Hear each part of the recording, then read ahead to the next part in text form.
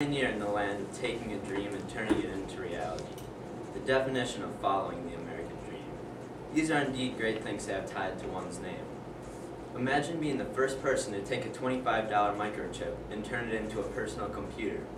Now imagine turning that computer into a $500 million company in just 6 years with a solidified spot on the Fortune 500. Possibly the most influential person in the PC revolution was a man they call the Wonderful Wizard of Woz, Steve Wozniak. He's the founding father of Apple Computer, now known as Apple Inc., and rose to riches finding ways to give consumers what they want and how they want it.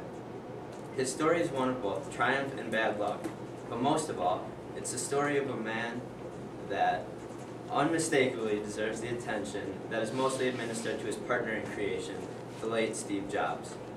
From an early age, Wozniak was unstoppable. As a sixth grader, he built his very first amateur radio station and received his ham radio license. At the age of just 13, he built his first computer.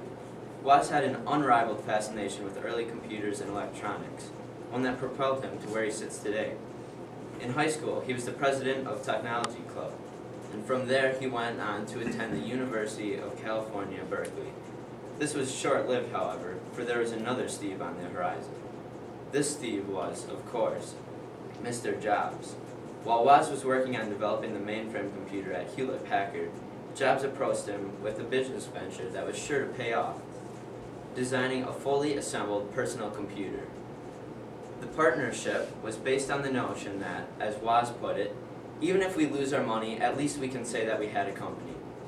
The two sold their prized possessions, Wozniak's scientific HP calculator and Jobs' Volkswagen van, for a grand total of $1,300.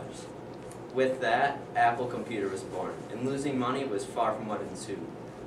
After dropping out of Cal, Wozniak single-handedly built the Apple I, the duo's first computer.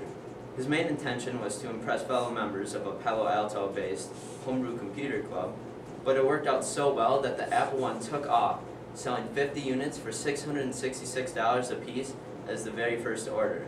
What came next was absolute madness. Wozniak quit his job at Hewlett-Packard to become the vice president for research and development at Apple, and continued to make innovative products, notably the Apple II, for which he received many awards and was inducted into the Inventors Hall of Fame. However, Wozniak's story was about to take a turn for the worse. In 1981, he was in a tragic airplane crash in which premature takeoff was said to be the cause.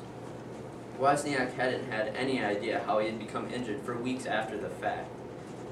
As you can imagine, this took a serious toll on Apple. Steve wasn't able to go back to work until 2 years later in 1983, and all he desired to be a part of was product development at that point.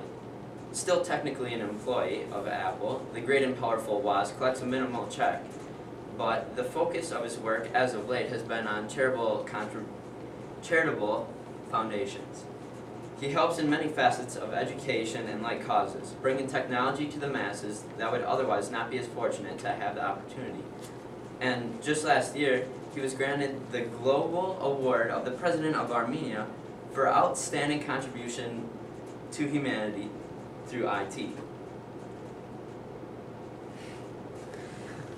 Outside of his charity work, Wozniak has a number of entrepreneurial enterprises spanning all over the technology spectrum, such as Applesauce Productions, a tech help company. Another thing that might escape you about the Woz is that he's the creator of the very first programmable universal remote. So, in essence, he created the couch potato and the thumb war champion at the very same time. The effects of a lifelong goal of happiness through the exploration of technology, one from a little boy interested in radios to a middle-aged man providing Mac computers to children in need, are manifold.